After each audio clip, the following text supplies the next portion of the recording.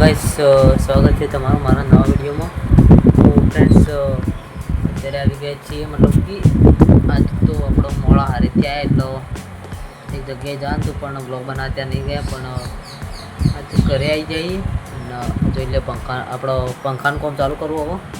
પણ હાલ આપણો હારી હોમ થિયેટરની પિન હારી દે જોઈ લે, હારી પિન નાખવી એટલે પિન નાખી અને પછી ટોટલી પંખાનું કામ ચાલુ કરી દઈએ, મશીન ઉપર જતા રહીએ. તો મિત્રો આપણે યુટ્યુબ ચેનલને લાઈક શેર અને સબસ્ક્રાઈબ કરજો. તો તમને પંખો બધાને ચાલુ કરું પેપર ભરાને એટલે તમને બતાવું. તો ફ્રેન્ડ્સ ફાઇનલી હવે મતલબ કે આપણે પંખો કાપવો હો અને એને બાંધવો, પણ આરી મળતી નહીં સારું. તો આરી તો દેખાતી નહીં, જોઈ લો આટલામાં તો આરી દેખાતી નહીં મિત્રો. આરી મળે ને તો મજા આવી જાય.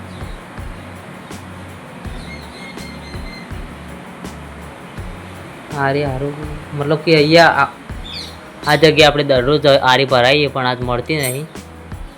તો આરી મળી હોય તો કોમ આગળ ચાલુ થઈ જશે અને મતલબ કે પંખાનું બધું કોમકાજ ચાલુ થઈ જશે. મિત્રો જોઈએ હવે આરી મળો એટલે પંખો કાપી નાખીએ અને પંખો કાપીને પેપર ભરાઈ દઈએ. કાલ તો આપણે જનરલમાં જવાનું હોય એટલે વિડીયો બનાવતો જાઉં, પણ આપણે હાલ આરી ખોલીએ તો તમને બતાવું બધું. મિત્રો તમે જોઈ શકો છો આપણા ઘરના નીચેનું આજુબાજુનું લોખંડ હાર્યું આપણું ઘર.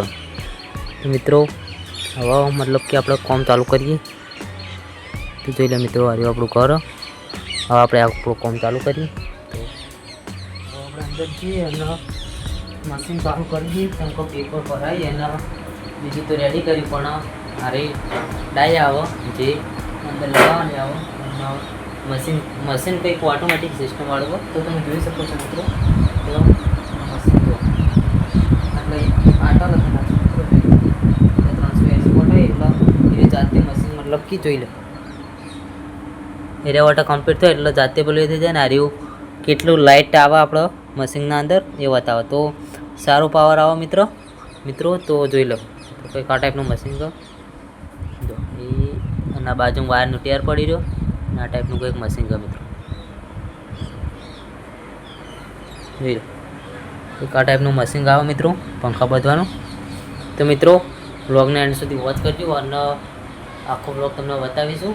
તો મતલબ કે આખો બ્લોગ તમને બતાવું આ ડાય ભરાય અને જેવો પંખો બાંધવાનું સ્ટાર્ટ કરો એ બતાવું તમને. મિત્રો ડાય સેટ કરી દીધી અને અંદરની સાઈડ મતલબ કે 360 વોટ આવી જો તમને બતાવી દઉં અને વચ્ચે કેટલી જગ્યા આવે એ તમને બતાવી દઉં. જોઈ શકો છો મતલબ કે વાયર આપવાની જગ્યા આટલી હોય મતલબ કે નીચે અને ઉપર કંઈક આટલી જગ્યા હોય વાયર આપવાની. તો મિત્રો હવે આપણો મશીન સ્ટાર્ટ કરીએ અને તમને બતાવું. તો મિત્રો પહેલી કોઇલ બાંધવાની સ્ટાર્ટ કરવાની એટલે આપણો મતલબ કે આ બ્લોગ કટ કરવો પડશે મારે. તો બીજી કોઇલ ચાલુ કરું એટલે તમને બતાવું.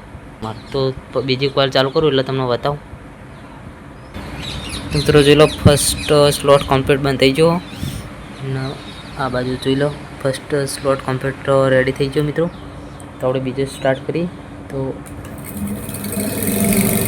મિત્રો તમે જોઈ શકો છો તો મશીન કઈ રીતે કામ કરો એ તમે જોઈ શકો છો અને આ ડાય કઈ રીતે ભરાય અને અહીંયાથી મતલબ કે આ ટાયરમાંથી વાયર કઈ રીતે જાય બધું તમે પ્રક્રિયા જોઈ શકો છો મિત્રો.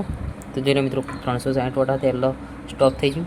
મિત્રો મશીન કંઈક આ રીતે કામ કરો અને વોલ્ટેજ પણ કમ્પ્લીટ હોય.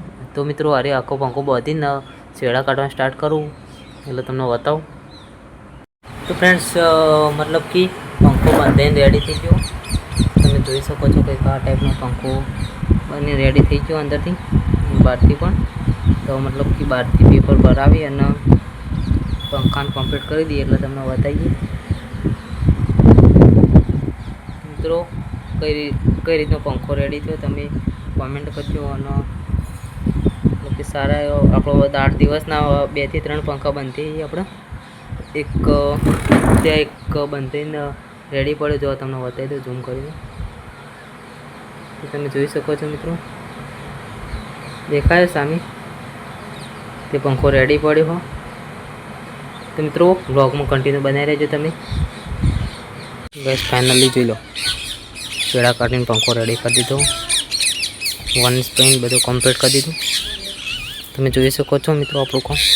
તો આ કામ માટે તમે લાઈક શેર અને ચેનલને સબસ્ક્રાઈબ ના કર્યું હોય તો કરી દેજો જલ્દીથી, એટલે આવા નવા વિડીયો તમને જોવા મળશે મિત્રો.